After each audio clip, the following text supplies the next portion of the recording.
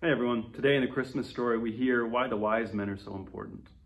In the time of King Herod, after Jesus was born in Bethlehem of Judea, wise men from the east came to Jerusalem asking, "Where is the child who has been born King of the Jews?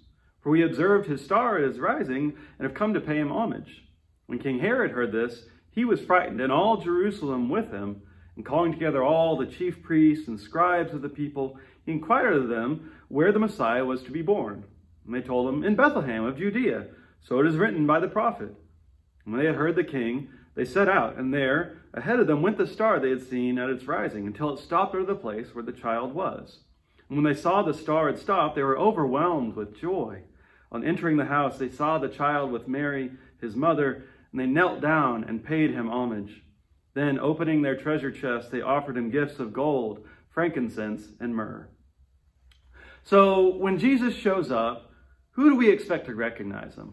Well, obviously it's going to be someone like me, right? I'm an ordained minister. I know the scriptures backwards and forwards. I've been going to church my whole life. Maybe a lot of that connects with you, right? You've been committed to Jesus your whole life. And when we think about this, we'd probably also want to include people that have a lot of influence, from their wealth or their power, so that Jesus can use them to, get his message out. Well, this story reminds us that we have to be careful about those kind of assumptions. When Jesus is born, we get this encounter between two different groups. You have Herod, the king of Judea, and all of his Bible experts in Judea. So they're like the ultimate insiders. And then you also have these wise men or magi, pagan, Gentile astrologers from somewhere else, far away, right? So they're the ultimate outsiders. And who's excited about the birth of the true king of the Jews? It's not the Bible majors.